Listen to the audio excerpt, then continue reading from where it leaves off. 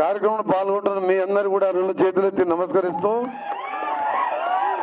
నేను 7 మాసాలైంది cinematography minister అయ్యి చాలా మంది ప్రొడ్యూసర్స్, డైరెక్టర్స్, సినిమా హీరోలు క్లాప్స్ కావాలని క్లాప్స్ కొట్టాలి, మీరు ఇంక ఇనాగ్రేషన్ రావాలంటే నేను ఎప్పుడు పోలే. ఎందుకంటే సమయం లేక నా roads and national highways buildings కానీ ఆర్ఎన్బి కానీ పెద్ద శాఖతో పాటు మధ్యలో ఎన్నికలు రావడం, పెద్దగా నాకు ఈ సినిమాల మీద పోవాలని ఇంట్రెస్ట్ కూడా లేకపోవడం. కానీ మా దయాకర్ వచ్చి 10th రోజు ఈవినింగ్ 7 గంటలకు నువ్వు ప్రసాద్ స్టూడియోకి రావాలి అని చెప్పి మంచి ఓకే అని చెప్పిన. ఏ సినిమా ఏంది అని ఏం అడగలే.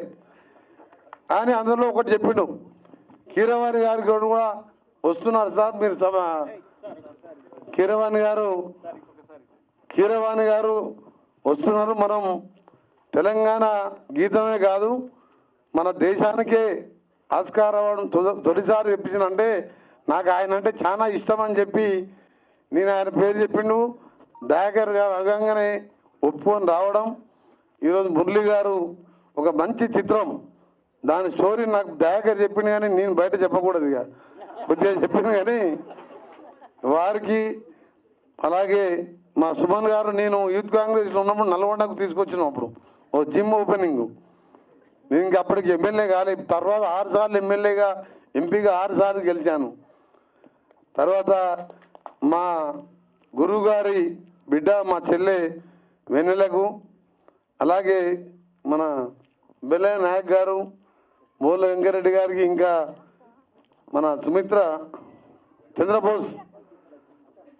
చంద్రబోస్ గారు కూడా మననే కలిశారు నా దగ్గరికి వచ్చి. ఇంకా వేదిక మీద ఉన్న చాలా మందికి అందరికీ, అంటే ముఖ్యంగా మా అద్దంకి దయాకర్ నటన చూడలే కానీ ఆయన జ్ఞానం, ఆయన టీవీలలో మాట్లాడే ప్రతి సబ్జెక్టు, ఏ డిబేట్లో పాల్గొన్న అనర్గల్గా మాట్లాడుతూ ప్రతి సమస్య మీద ఎవరు ఏమడిగినా ఎప్పుడు కూడా టీవీలలో చూడండి, ఎప్పుడు రెచ్చిపోడు ఆయన. ప్రతి సబ్జెక్టు కూడా అవగాహనతో మాట్లాడి ఒక స్పృహతో ఉన్న నాయకుడు ఆయన. దురదృష్టం ఆయన చట్టసభల్లో కాకుండా నేను మన ఎన్నికలు చెప్పిన, తప్పకుండా నువ్వు ఎప్పటికీ పెద్ద నాయకుడు అయితే అని చెప్పి తుంగతుర్తి మీటింగ్లోనే చెప్పాను నేను. ఎందుకంటే అతని స్టైల్ నాకు తెలుసు కాబట్టి, సింపుల్గా ఉంటూ ప్రజల మధ్యలో ఉండి ప్రజా సమస్యల మీద ఎప్పుడు కూడా స్పందించే వ్యక్తి. ఇకపోతే మీ అందరికీ కూడా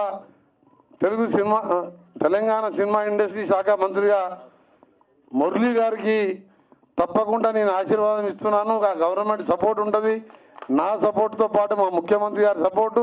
ఇలాంటి సినిమాలు రావాలి, ప్రజలలో మార్పు రావాలి. కొందరు రాజ్యాంగం మారుస్తామని, కొందరు అదని, కొందరు కులం మతం పేరు మీద జరుగుతున్న ఈ విదేశాలలో ఇండియా ఫైల్స్ లాంటి సినిమాలు ఇప్పుడు అవసరం. 140 కోట్ల జనాభాలో ఈరోజు మనం విభిన్న జాతులు, కులాలు, మతాలు అందరం కలిసికట్టుగా ఉంటేనే మనం ముందుకు పోగలం. కానీ కులం పేరు మీదనో మతం పేరు మీదనో విమర్శలు చేసుకోవడం మాని కలిసిమలిసి మన దేశాన్ని, మన రాష్ట్రాన్ని, మన గ్రామాలని అభివృద్ధి చేసుకుంటూ పేదవాళ్ళని ఒక చెయ్యి అందిస్తూ పైకి తీసుకురావాల్సిన సమయం. అందుకనే భారత రాజ్యాంగ నిర్మాత బాబాసాహెబ్ అంబేద్కర్ కోరిన విధంగా చిన్న రాష్ట్రాలు కావాలని చెప్పి 70 ఏళ్ళ కింద రాజ్యాంగం రాసినప్పుడే ఎందుకు చెప్పిండంటే చిన్న రాష్ట్రాలతోనే అభివృద్ధి అని చెప్తే ఇవాళ తెలంగాణ రాష్ట్రం కూడా సోనియా గాంధీ తెలంగాణ రాష్ట్రం ఇచ్చింది. కానీ ఇచ్చినప్పుడు ఈ 10 సంవత్సరాలు మనం ఏం సాధించుకున్నాం ఒకసారి ఇంకా చూస్తే శూన్యంలాగా అనిపించి ఇవాళ తెలంగాణ గీతాన్ని మొదలు పెట్టించుకున్న మా ముఖ్యమంత్రి గారు ఇదే కీరవాణి గారు ప్రపంచంలో మన తెలుగు జాతిని కీర్తి పతాకాన్ని తీసుకెళ్లిన కీరవాణి గారు తెలంగాణ గీతానికి ఇలా గ్రామాన వింటుంటే మాకు నిజంగా ధన్యవాదాలు సార్. ఒక రాష్ట్ర మంత్రిగా కాకుండా ఒక తెలంగాణ ఉద్యమకారునిగా మీకు ధన్యవాదాలు తెలియజేసుకుంటే, మీరు నటించిన అన్నమయ్య సినిమాలు కానీ ప్రతి సినిమా చూస్తాను నేను. ఎందుకంటే సమయం దొరికితే సినిమా చూస్తాను. ఎందుకంటే అదొక్కటే, ఎందుకంటే ఆ టైంలో ఫోన్ మాట్లాడడం కానీ జనరల్గా నేను ఉదయం 4 గంటలకు లేచి 2 గంటలు జిమ్ చేసి ఆ జిమ్ తర్వాత ఎప్పుడు ప్రజలనే ఉంటాను నేను. ఎప్పుడో ఒకసారి సమయం దొరికితే నచ్చిన సినిమాలు చూస్తూనే ఉంటాం అలా. అందుకనే మీరన్నా మీ సినిమాలన్నా మీ సంగీతం అన్నా మీ పాటలన్నా మీ దానిలో అర్థం నిజంగా ఇప్పుడు రెండవ పాట మొదటి పాట 2 పాటలు చూసినాక నాకు ఆడికెళ్ళి జరగబుద్ధి కాలే. నేను అద్దంకి దయాకర్కి చెప్పిన నేను 10 నిమిషాలు కలిసి కీరవాణి గారిని సన్మానం చేయాలి, నాకు అదృష్టం కల్పించిన దయాకర్ నువ్వు, అలాగే నీ నటనకి నిన్ను కూడా అభినందించాలి. కీరవాణి గారిని ఎందుకంటే అవార్డు వచ్చిన తర్వాత మన రాష్ట్ర ప్రభుత్వం తర్వాత కూడా ఎప్పుడు అఫీషియల్గా సన్మానం చేయలే. కాబట్టి నాకు ఆ అవకాశం అదృష్టం కల్పించినావు, సన్మానం చేసిపోతా అని చెప్పి అన్నాన్ని 2 గంటల పైన ఎందుకు కూర్చున్నాం.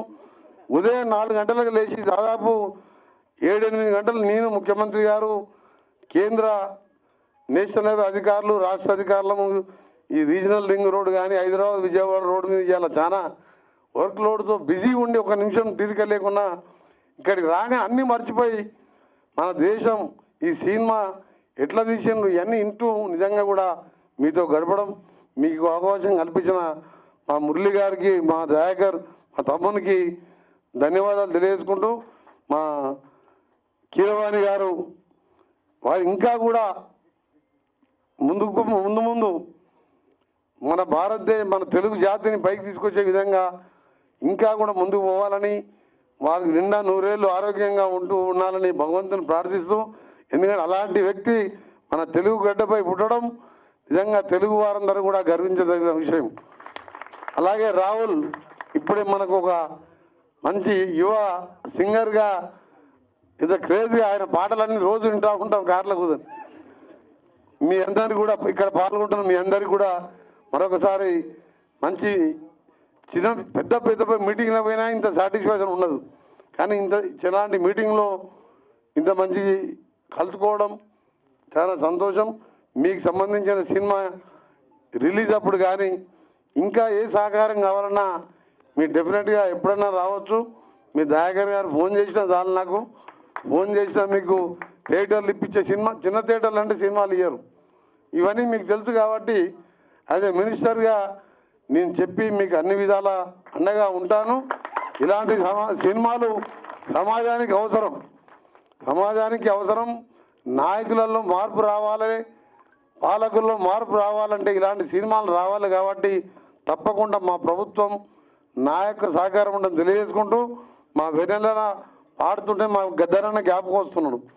గద్దరన్న నన్ను రేవంత్ రెడ్డి గారు మన్మోహన్ బర్త్డే కలిస్తే నన్ను 10 నిమిషాలు ముద్దు పెట్టుకుని నన్ను వదిలిపెట్టాడు. ఎక్కడ కలిసినా కానీ నేను ఎంపీగా నామినేషన్ వేసి చక్కగా గద్దరన్న ఇంటికి పోతే గద్దరన్న మా వదిన నన్ను విమల వదిన లోపలికి తీసుకుపోయి కూర్చోబెట్టుకొని అలా బెడ్రూమ్లో కూర్చోబెట్టుకొని 1 గంటన్నర మాట్లాడి నువ్వు ఏ విధంగా ప్రయాణం చేయాలి అని చెప్తే నువ్వు చేసే కార్యక్రమాలు చెప్పుకుంటూ పోని చెప్తే అంతకుముందు 5 సార్లు ఎమ్మెల్యే గెలిచినావు అని ఎంపీగా ఆయన సలహాతో పోతే ఒక పైసా ఖర్చు పెట్టకుండా 8 లక్షల ఓట్లు తీసుకొని ఇవాళ ఎంపీగా గెలిచిన.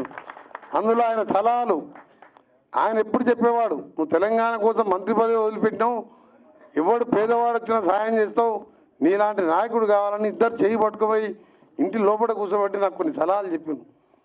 అందుకనే నేను కూడా నాది కూడా మీ సినిమా ఏ విధంగా తీసిండో తప్పకుండా మీలాంటి వారికి నా పూర్తి సహకారం ఉంటుంది. అందరికీ నమస్కారం.